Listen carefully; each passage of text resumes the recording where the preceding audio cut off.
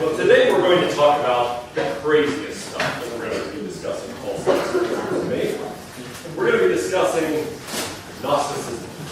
And that is a rather influential view, a surprising view, a view that tends to strike modern ears as bizarre, but nevertheless had a huge amount of historical influence. In the 2nd century, it was perhaps the most popular form of Christianity.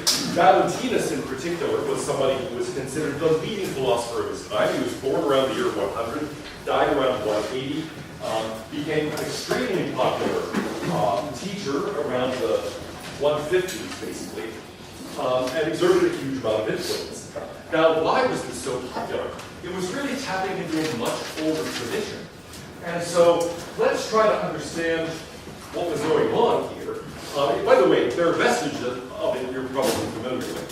The Da Vinci Code, Dan Brown, all that stuff. It's going back to this Gnostic tradition and claiming that it was sort of unfairly suppressed in the 2nd century and that it was onto some deep truths. Well, anyway, what is Gnosticism? It's something that continues to exert a certain amount of force in the contemporary world, and not just because of the Da Vinci Code and things like that. It's a view of salvation, and in particular, salvation by secret knowledge. Now, the kind of knowledge we're going to be discussing today is highly metaphysical, highly theological, and you might be baffled by it, but there are versions of Gnosticism that over the past century or two have exerted tremendous influence. Can you think of any doctrines, according to which, well, there's some kind of secret knowledge, there's some kind of deep level of things, and if you only understand this deep level of things, and only the initiates do, then you can actually exert great influence and, transform the world in the right kind of way and blah, blah, blah, blah, blah. Transform yourself in the right kind of way. Can you think of any doctrines of secret knowledge in that way? There's some theory. If you only have this theory, then you'll understand how things are really working. Yeah? What relation is that to the Hermetic tradition? The Hermetic tradition? Yeah, I'm not sure. I've seen it as sort of overlapping circles, but not essentially related to each other. Yeah? It's very Platonic. It is very Platonic, yes. This particular form is really, or this particular form of the doctrine that we're going to study is a form of Neoplatonism. And so it has a very specific relationship. There's a specific problem that I think it's trying to solve, and there's a specific sort of relationship that's involved in solving it. And so what we're going to be looking at is quite different from contemporary forms of Gnosticism in just that respect. Now, when I said in the last couple of centuries there are forms of this that have exerted great influence, what did I have in mind? Well, any kind of doctrine, and these are not Platonic particularly, but any kind of doctrine that says there's some secret, deep, hidden level. And if you understand things there, you can manipulate things in such ways to change yourself or change the world. So what would be an example of this? Alchemy would be one version, actually. Thinking there's some secret knowledge, and if you have it, you can transform lead into gold, for example. Marxism is one, actually. If you understand the deep structure of things, you realize there are these hidden economic forces, and there's a class structure, and so on. And if you manipulate it the right way, you can save humanity. Another version is Freudianism. There's a kind of secret knowledge, and if you understand how things are really working inside your mind, then you can manipulate the mind and bring about health and so forth. There are a variety of these sorts of doctrines that say there's a kind of hidden level. Well, what level did the Gnostics have in mind? This was a doctrine that was specifically metaphysical. So partly it was, yes, you could be saved by secret knowledge. And this knowledge was something that was only gradually imparted to people. Okay, there was nothing equivalent to sort of going online and finding out what this was. You couldn't just sit down with Valentinus and say, so I'm a secret man. It wasn't that kind of thing. It was something that was structured elaborately. You were initiated by processes into this sort of tradition. You learned the secrets gradually. You generally had to pay the teachers handsomely in order to find out this sort of secret knowledge, right? So it's kind of like, I got the secret of salvation. And really, I'm not charismatic enough to pull off a Valentinus thing. I thought I wore a leather jacket today, and I was coming in with my leather jacket, pretending to be cool. And indeed, Valentinus is described by some of the authors who write about him as, supremely cool. And I think what they mean is cool in something like our contemporary sense. He got a big following because he was a highly charismatic teacher. Now, what did he teach? he taught that there was a path to salvation, a path that he knew about, and that the initiates knew. Now, there's a sense in which it was a universal path. Anybody, if they followed that path, could gain the secret knowledge. And so in that way, it was an exciting thing. You, too, can be part of the elite. You can have eternal life. And how do you do it? You join this body of great beings who he's going to explain to you and reveal to you. Now, because this is a sort of Neoplatonic version, we should talk perhaps about what Neoplatonism is. Because the doctrines we're going to be studying today are really a combination, you might say, of Gnosticism, this idea of a secret knowledge, and a Neoplatonism that says there's a particular structure to that knowledge. Yeah. The key concept of Neoplatonism, there are a number of things we can say about it, but the key concept, in a way, is the doctrine of emanation. And so, really, to explain it, I have to explain what emanation is. But that's a difficult thing to do. It's an obscure term. In fact, the only way you're likely to have encountered it lately is it's a crucial part of the decision in Roe versus Wade, legalizing abortion. There's an emanation for certain constitutional provisions to a right to privacy. And it goes back to this idea. What is emanation? Well, the idea is really this in Neoplatonism. There is some highest being. We've seen that in Plato. There's this problem of knowledge of the forms. Plato postulates that we must be able to think the same thought, and think thoughts about the world and have them be true or false, by virtue of the existence of this realm of forms. Okay, so we talked about the banana. I could recognize the banana as a banana by having some contact with the form of a banana. Okay, there's something by virtue of which that banana is a banana, and by virtue of which my thought that it's a banana is a thought that it is a banana. Okay, and that thing is the form of the banana. But now you can say, well, wait a minute, that's something that exists not in your head or in my head. It's independent of all of our minds. It's something that our concepts, our ideas, our images of bananas relate to in some way. But how do they relate? And we saw that that was a serious problem. Within a generation or two, made Plato's own students give up Platonism and say, look, I don't have an answer to this. And so almost all of them became skeptics. It was impossible to have the knowledge you needed. The Neoplatonist says, and really the Middle Platonists too say, there's a highest being, okay? Let's transform Plato's image of the good in the Republic to an idea of God. God somehow enables us to have contact with the realm of forms. And in fact, as we'll see, in Christian Platonism, this becomes the idea that the forms are really just ideas in the mind of God. And God is capable of revealing these ideas to us. So the first idea is, yes, there is a highest being that enables us to actually have contact with the forms. So not only does this highest being exist, but it also enables us to have knowledge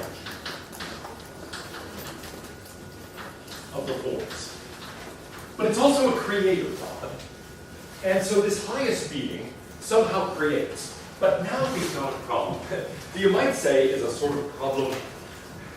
I think there are several ways of thinking about this. Is it because it's like a passive kind of creation rather than an active kind of creation? Whereas emanation is more of a passive. It is a passive thing, exactly right. The modern conception of God is of God actively creating the world. But this is a passive process. This is something that God just does. Okay, the highest being emanates. And you might say, wait, he emanates like me and you and the world?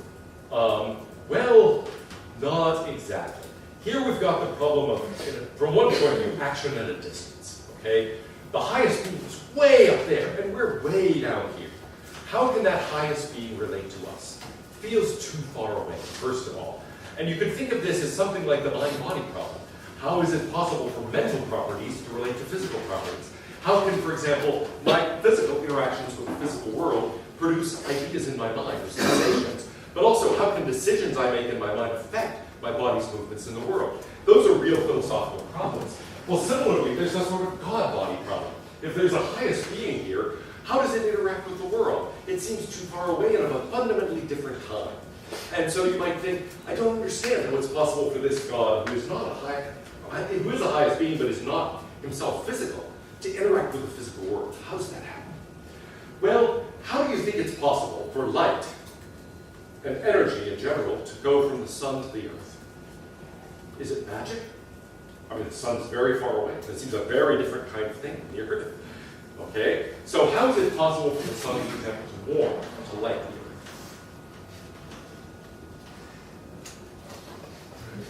Takes time for a light race to get here. Okay, good. Yeah, I feel like I'm like now, are you smarter than a fifth grader? But yeah, right, exactly. The sun emanates this energy, right?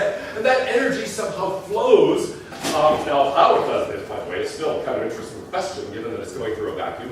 But nevertheless, there is a sort of flow to the actual Earth. So we think about, yeah, this happens in a sort of progression. Well, similarly, the Neoplatonist says, there is a process of emanation by which the highest being actually has an effect on the physical world. But just as the sun doesn't directly come in contact with you in order to warm you or give you light, so this is a highly indirect process. So it's an emanation in stages. We have this image of the highest being here. And like the sun, in Plato's image in the Republic, it shines. Okay, that's its nature. Now, that is a passive process. It's not an active decision on the part of the highest being. The highest being doesn't say, let there be light in this vision. The highest being just emits light, like the sun. Okay, does the sun sit there and think, you know what? I got it. I'm going to shine. No, it just does it, right? And so similarly, if this highest being just does it, it's a passive process. It's not something that requires a decision of any kind. The highest being just does this. Well, now, are we immediately there, according to the Neoplatonists? No. Okay? It shines and it brings forth other beings. And so there's this whole realm in view of other beings before finally it gets down to us and to the physical world. Eventually, this gets down to the animal and to the physical. But there's a lot in between. And the crucial elements in between are called the pleroma. The realm of beings, that are higher beings. And so this emanation occurs in stages, and what we get out of this is something that evolves into the doctrine of the great chain of being. The highest being is at the top, but then there are all these stages of beings. And finally, there are human beings, there are other sorts of animals, then there's the physical world. Actually, plants and so on, but we get sort of, human beings, other animals, plants, and other living things, and then finally just the raw, inanimate physical world. Well, if we think of things in this sort of way, then you might think, to understand the universe is actually to understand something about this world. Okay? So what is the secret knowledge? According to this Neoplatonic version of Gnosticism, it's knowledge of the pleroma. Now, what is the pleroma? Well, now this is what you would have to pay Valentinus or Basilides or other Gnostics a lot of money to find out. They were the Scientologists of their day, okay? They said, here's the secret knowledge, but, listen, it's not like the Freemasons where you just start hanging out and eventually they trust you and tell you secrets. No, here you have to pay money in order to find out the secrets. And the secrets are elaborate. In the end, there is this structure, and the structure varies, because really Gnosticism is an old doctrine. It's something that predates Christianity. Now, the early stages of it are obscure. It's thought to have originated either in Egypt or in India, probably around the 2nd or 3rd century BC. And when you fill in the blanks here of all of this, it's going to feel to you like a version of the sort of mythology you find in Greece or Rome. You're going to get lots of, in effect, gods and goddesses. Okay, they won't exactly be called that. The beings of the pleroma are typically called eons. And so, they're not called themselves gods and goddesses, but that's the role they play. And so this is going to feel very much like Jupiter and Hera, and then Mars, and blah, blah, blah, blah, blah, blah. Except they have different names, and they all stand for abstract concepts or forces. And the idea is they combine in the right sort of way, and the world is itself an emanation from this realm. So how does the account actually go? There is a very elaborate story here, and somewhere I have a little chart that I now am going to have to reconstruct because I can't find the chart. But yes. Now these all have Greek names, but all of those stand for certain basic concepts. So do you want the Greek or do you want the English? Greek, okay, you want the Greek, I'm impressed. All right, so how does the pleroma look? Well, at the top of it is this highest being. Now, who is the highest being? It is Bythos, okay, which means, well, depth. Although there are different translations of this, different associations with it, but basically it is depth. And Bythos, sometimes this is sometimes spelled with U and so on, depending on whether it's Latinized. But of course, this is sort of thought to be male, according to this view. And so Bythos means consort. And so Siggy is the female version. Siggy stands for, gosh, what? Yeah.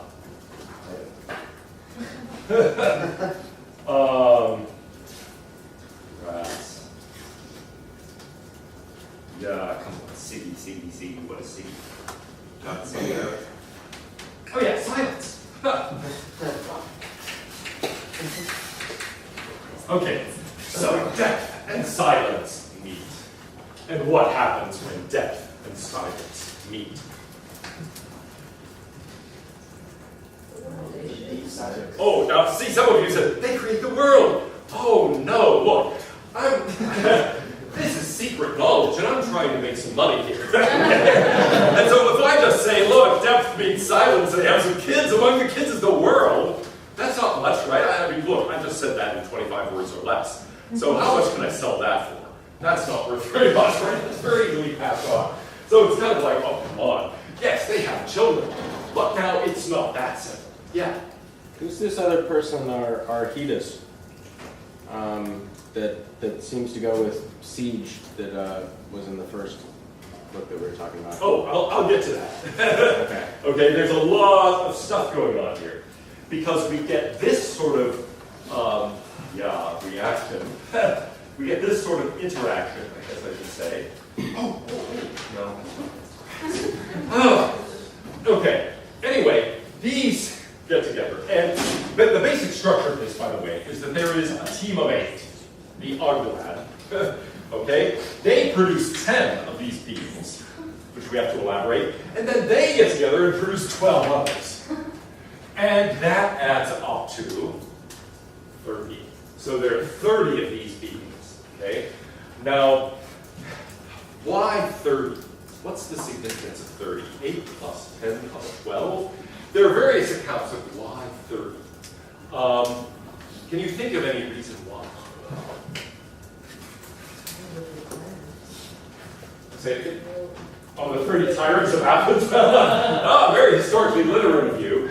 And indeed, to a Greek audience, you might have thought 30 rulers, like the 30 tyrants. So, yeah, there's a little bit of a historical echo there that is interesting. So that's not an argument they give for this, but undoubtedly designed for a Greek audience. That's something that helps people think, oh, 30 rulers, we know about that. Okay, so 30 beings that rule the universe.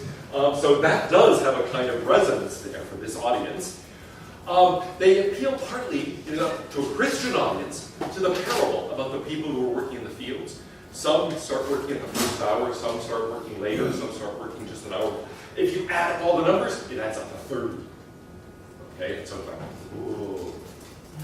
That tells you who was working to produce the universe. 30 beings. That's a little hidden signal. And there are other things like that. Of course, there are 30 days in a typical month. The universe is organized around this principle of 30. And so there are all sorts of hints they find numerologically in the scriptures and so on that point you in this direction. But I like your observation. That might be part of the reason this had such resonance when people were with 30. That sounds familiar, yes. In any case, how does all of this go? Well, these guys get together, and they produce beings, which are, as Ernest says, elaborate. Let's see. Yes. Bythos determined to send forth from himself the beginning of all things and deposited this production, which he had resolved to bring forth in his contemporary even as the seed is deposited in the womb, then she having, now these are not physical beings, however, after all, so this is just an analogy. She having received this seed becomes pregnant and gives birth to Nous. So another being here, Nous, which is mind. Okay. Similar and equal to him had produced him, and it was alone capable of comprehending his father's greatness, as the mind is capable of contemplating this highest being. This Nous they also call monogenes, i.e. this solely generated, and father and beginning of all things. Along with him was also produced Aletheia. What is Aletheia? Truth. Okay, so those are the firstborn children of the two deepest and most important eons of the pleroma. But now, notice they are actually capable of understanding things. Aletheia, truth, the mind is capable of knowing truth. Aha, another male-female pair, it's thought. And so those are the tetrad, those are the first four. But now, they dominate the root of all things. Now, Monogenes, perceiving for what purpose he had been produced, also sent forth Logos and Zoe. Logos, yeah, the word. And Zoe. What is Zoe? Yeah. Oh, I'm sorry. I was just going to ask it. Nous and was it Aletheia? Did you say? Aletheia, yeah. Aletheia. So they're created by those and seed, and then are Logos and Zoe created by the Vicos and seed, or? They no. Well, actually, no. Monogy. So Nous produces those. So they are basically this couple produces these two children. They produce these two. Right. And then the conjunction of those forms anthropos and ecclesia. Anthropos, of course, meaning man, and ecclesia, meaning church. And that is the Ogdoad, the first state. Well, now, yes, they produce more. They forth Logos and Zoe, after producing Anthropos and Ecclesia, sent forth 10 other eons, whose names are the following: Bithius and Mixus, Agaratos and Henosis, Autophyses and Tenene, Acidatos and Syncrasis, Monogenes, Monogenes, and Macaria. Okay, these are things like pleasure, combination, power. I'm not going to go through any contents of these 10 and these 12. But they're abstract things like that. They all have names, and they all have terms, general terms like this, that are at issue here. Now, the particular accounts of these vary. The names given to the eons vary. The actual constituents here vary, and their exact relations vary. But what will matter to us is really that at the bottom of the 12th is Sophia. Sophia, wisdom. And now comes one of the main themes of Neoplatonism in general and of Gnosticism. Sophia, being way down at the bottom of the 12, feels this longing to understand her origins and to understand Vicos, okay, the death. But can you understand the highest being? Is it possible? Well, the idea is supposed to be that Nous is capable of understanding Vicos, but Nous is the only being that is capable of that. Every other being is incapable of understanding this great initial being, the thing that is really at the top, you might say, of this chain of emanation. And throughout, think of this relationship that I've drawn as an arrow as, well, by analogy, biological production, but really emanation. That relationship is really that the highest being is so full that it just overflows. And that's the image that they have. An overflowing cup, or like the sun that just shines. That's what it does. Now, at the bottom here is Sophia. And poor Sophia is in the darkest corner of the plural. But she knows there's a higher light, and she's aware that Vicos exists. and wants to understand. Okay. But is she capable of understanding? No. And so wisdom longs to understand the Father of all things. She longs to grasp the fundamental truth of her own existence and the existence of her own. But she can't do it. So she's reaching, she is striving to understand, but realizes she is incapable. And so here she is, torn by this, seeking this knowledge ultimately by those, but frustrated that she cannot. And so there is something in Neoplatonism about this upward striving, this desire for God that is really intrinsic to us all. This thing that is, you might say, an image of our own understanding, striving for something we cannot grasp. And so we've already seen in Hilary some indication of this. I think I mentioned at the time there's something very much like this image at the beginning of Consequences of Pure Reason, where he says that we are beings, actually he's talking about metaphysics being the queen of the sciences. And he uses this imagery that's very much like this. He talks about metaphysics longing to know the secrets of the universe and reaching beyond anything she can grasp, posing questions she is unable to answer. And that's just what poor Sophia does. Sophia is here posing questions she cannot answer, wanting to know things she cannot understand. And so what does she do? Well, she has a husband, but she actually, here I don't know how to describe this. She gives birth to something without the intervention of her husband. She just emits something. Okay, it's referred to as an abortion, or as, I don't know what it is. But anyway, Sophia, distraught, emits this thing. Okay? This thing is, but yes, this being produced by Sophia is then well what? It's the origin of the world. And now we're really deep down to the theory. You would have to be studying for years to get this far, okay? But now we're getting down to the heart of it. Wait a minute, okay. The world, how does the world arise and so on? This being produced by Sophia is in some ways responsible for it. It is basically the being that creates the demiurge. And so from it comes the demiurge, and also from it comes matter. Now there are different accounts of what this matter is. Some say it is really Sophia's, whatever this is, but others say no. It's really something that flows like tears. And so one account is that, yes, Sophia cries. And when she cries, those tears, born of sadness, born of frustration, born of sorrow, they become matter.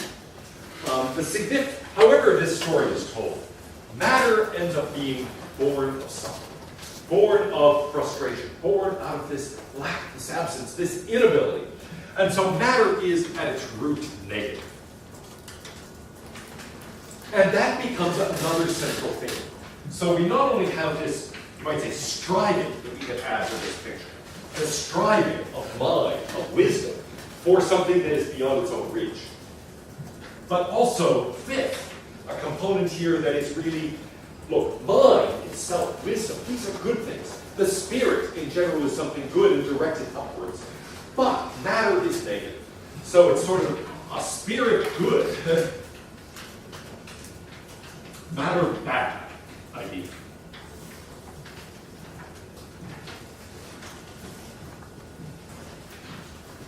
Matter is something that, now notice, was not itself created by the highest being. It's something that results from all of these emanations, but it results from something going wrong in the emanation.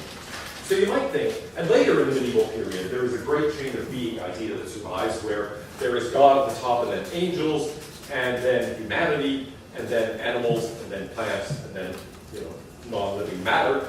And that's something that gets transformed into an idea of feudal social hierarchies with a king or queen at the top, and then nobility, and then commoners, and blah, blah, blah. But notice there's something more fundamental going on in this. It's not that simple a thing. There's an elaborate hierarchy here, but also, once you get down to this point, something goes wrong. Okay, something fundamental takes place that is a mistake that is born of frustration, born of inability, born of sorrow. And it's that that ultimately results in matter. So matter isn't something that was consciously created. It isn't something that really directly emanates out of the goodness of the highest being. It's a corruption. It's something that has gone wrong. Now, what does that tell you? What do you deduce from that thought? That mind is essentially good, though incapable, in our case, of actually reaching this. It's only that mind that's capable. So mind is in principle, you might say, capable, but not our minds. They're incapable of understanding the highest being. But matter is something fundamentally negative. Now, what follows from that? What would that mean for you and me, and how we want to live? Yeah? It's kind of the Platonic thing where the soul is the outer body, and the human body can't be as good as it can be. Good. The soul wants to get out of the body. When it's trapped in the body, it can't be as good as it can be, so it wants to get out. And so, the soul has this natural tendency to want to rise, to want to become part of the pleroma. Now, is it possible for you to become part of the pleroma? Yes. Or, sort of, is the answer. If you know the secret knowledge and you know how to do it. Okay, so that's something I haven't said anything about yet, and doesn't actually depend on the details of most of what's going on here, but we'll get to that in a second. Yes? Oh, I was just wondering, it's kind of like where Jesus comes in. He kind of shows how to live as good as you can while still being human. And it's maybe not, it's maybe more of just a, Jesus is kind of showing how to deal with this situation in a way. Right. Yes. How does Christ arise? Yes. Well. Oh. What?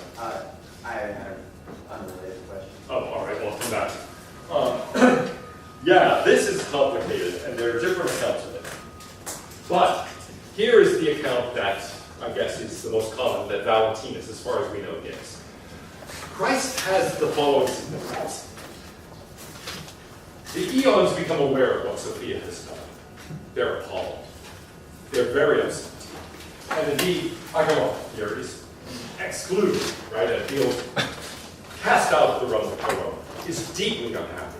Agamemnon is crushed by being outside of the light. This is the realm of light. Light is like the sun.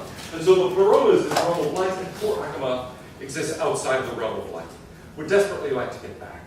And Sophia, having done this, the other eons say, what have you done? This is horrendous. Okay, something profound has gone wrong. But they are generous. And so they invite her to come back. Sophia, realizing her mistake, seeks to come back into this realm. And so she is accepted back into the realm. And basically, all of the eons in the Pleroma have a party to celebrate her coming back. And in their joy, they decide to create a savior for Agamemnon. Poor Agamemnon, cast out of this realm through no fault of Agamemnon's own, really doesn't deserve the fate that he has suffered as a result of this. And so they, in their joy at accepting Sophia back, decide to create Christ in order to serve as a savior for them. So the 30 together, as a kind of now active decision, not just as a passive emanation, the 30 all together create Christ. Why? As a savior, but a savior for Agamemnon. Okay. Now Agamemnon proceeds to then create the demiurge, who takes this matter that results from sorrow and this process of being cast out, and now basically an idea emerges through Christ, but from the 30, to say, demiurge, here's what you do. Create this world of this matter. Take the matter and transform it into the world. And Jesus, as long as you've been created as this perfect being out of the 30, then don't just save Agamemnon, save that world too. And so Jesus is sent from the 30 basically to be a savior to Agamemnon, and then ultimately to Agamemnon. Okay. Now, this is supposed to be a metaphysical account of Christ, a metaphysical account of salvation. How do you actually attain salvation? Well, Here, schools of Gnosticism differ. So, what you're supposed to do about this depends. Can you see any, any implications of this for how you should do, or for that matter, who Jesus is and what relation this has to the Christian tradition, even as it developed by the year 150? Would it have a lot less to do with matter, a lot more with spirit? Okay, yes. So here's one way in which we might take this. Let's just, I'll get rid of the 12. We're going to read 12. I'll leave Sophia since she's the one who does something relevant. But yeah, so implications of this. One implication is that what matters is really the spirit. Okay, so the spirit matters, not the flesh. Okay, the spirit is what's going to get back into this realm. It's salvation through the spirit. The flesh is just an obstacle to this. Yeah. So these 30 are actually just in spirit, or as well. These are supposedly pure spirit. Yeah. Okay. Then nothing gets material until finally, out of some kind of mistake, matter is created. Then what's breaking up Bythos and Siege? They say they're only like half things or half spirits. I mean, they have like two different names. That Bythos has another name for affections, and Siege has another name called unspeakable, and they're Right. confusing me. Okay, yeah, you're asking about the deepest truths here. Okay? And we're going back to the depths that we really cannot understand, and to the silence. And so a very important question is, given this initially, how does that take place? After all, we can't use sexual union as any kind of analogy there. And it seems to me that's actually, if you think about this on its own terms, one of the most obscure parts of a very obscure doctrine. Namely, yeah, why does this highest being, is there some kind of incompleteness in the highest being that leads it to create something else that is fundamentally on its level? Or is this to be thought of, silence, so is that to be thought of as some kind of non-being, as a vacuum? It's unclear to me, actually, how that takes place. I think you're right to put your finger on it and say, wait a minute, even if you grant all the rest as making sense, this is a move that's unlike all the others and doesn't make sense in those terms.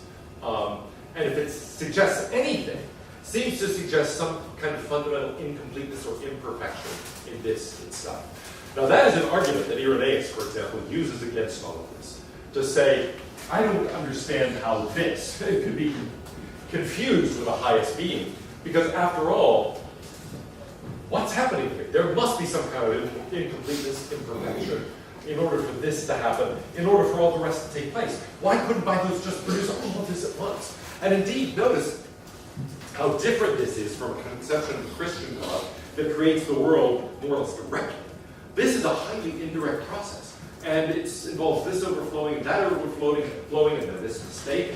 So one implication is really that, yeah, not only is, you might say, the highest being incomplete,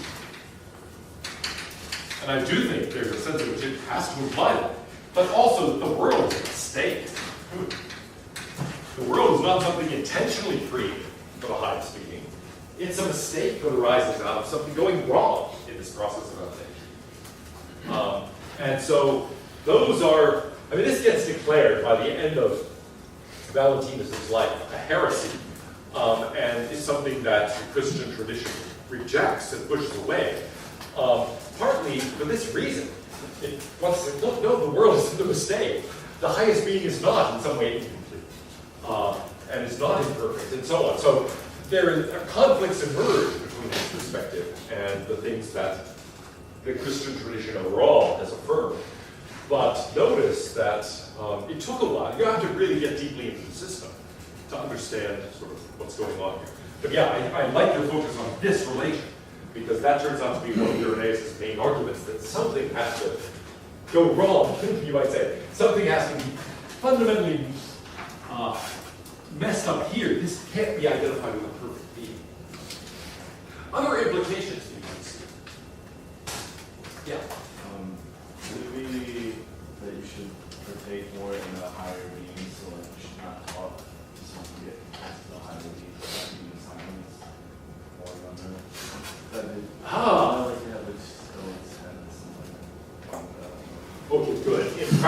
how do you actually live? Here would be one conception, okay? Imitate one of these higher beings. So maybe you say, it's through intellectual activity, Zeus. Or maybe you say it's through trying to understand the word. Or maybe you say it's by the pursuit of silence. Or maybe you think it is, well then you've got all sorts of things here. The life of the church, or blah, blah, blah, blah, blah, many different things here, including the pursuit of pleasure. So, in practice, what do I do?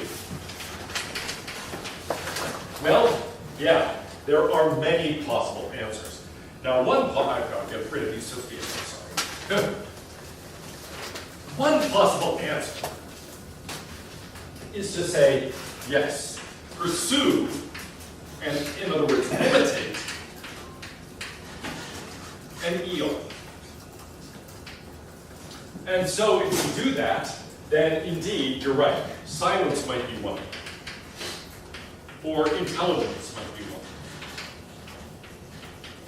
one, or pleasure might be one, or right? I mean, we could just take one of these ideas and think, that's what I will do. I will try to imitate that.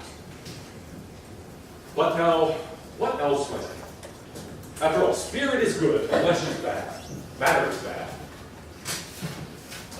So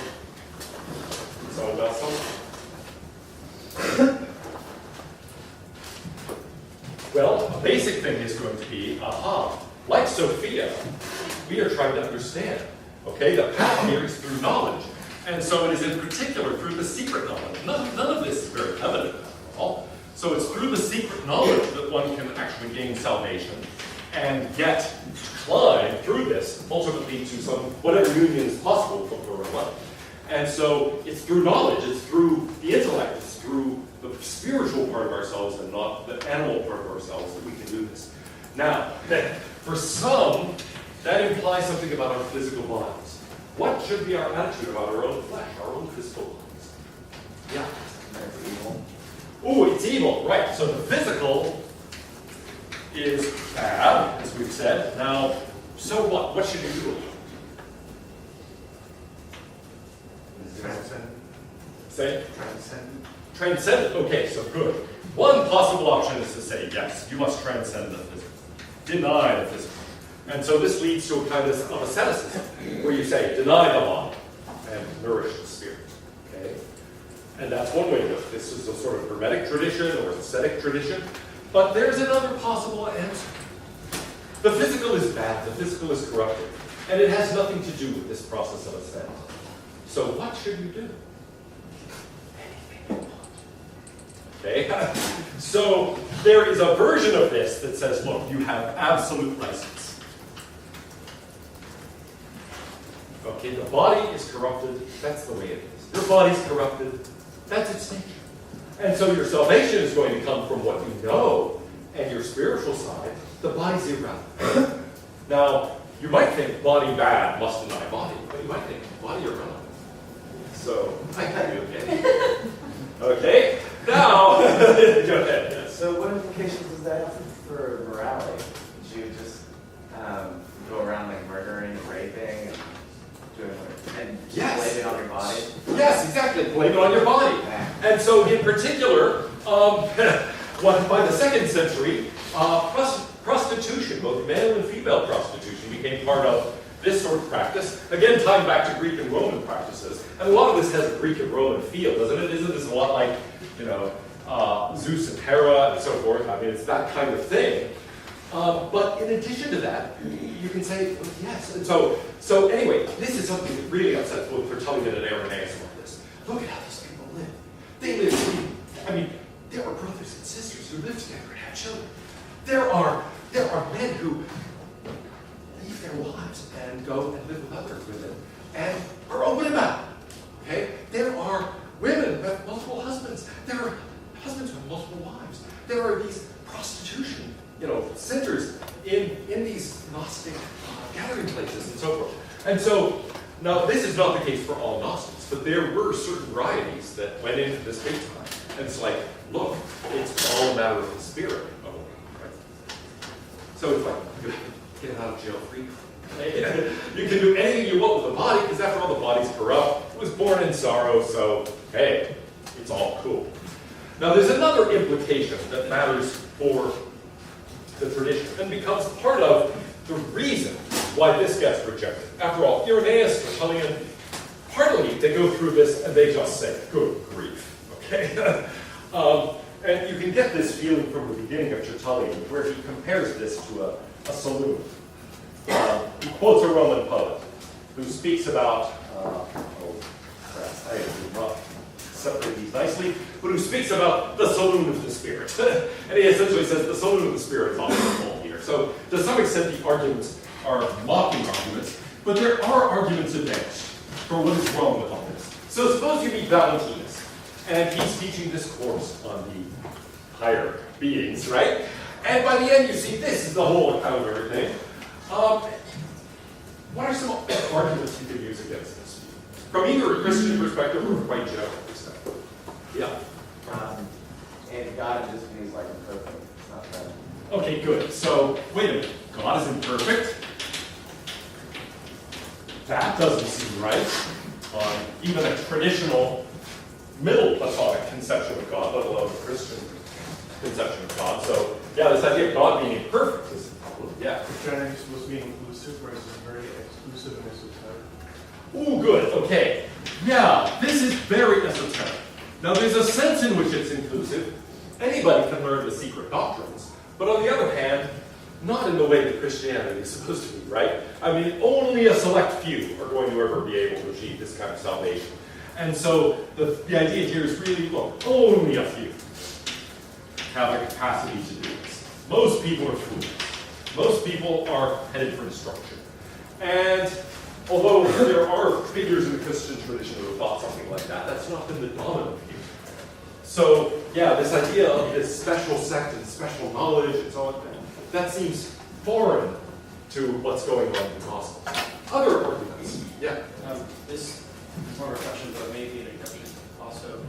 You said Sophia, yeah, basically I walked out of loneliness and what seemed to be like longing for knowledge of what was above. And so it seemed that knowledge like had a hand in creating matter. And so from that point of view, this longing also negative. Oh, yes, okay, good. Yeah, the negativity here isn't, after all, just at the bottom, at the level of the world. It was Sophia's misguided desire and her frustration that led to all of this, right? And so there's a sense in which, look, it looks like there's, even on its own terms, corruption in the pleroma. These aren't perfect beings, it looks like. There's something that goes wrong already at that level. Yeah, great. It matters bad than what happened when Jesus came on matter. Oh, good, exactly. Jesus, as a material being, what exactly is the Gnostic going to say about it? Some are going to accept it, but a lot of them are going to say, well, of course Jesus didn't really suffer because Jesus was perfect and spiritual, and so there was some kind of animal there stretched on the cross, but that wasn't. And so, yeah, they're going to have a very hard time explaining the nature of Christ. Yeah.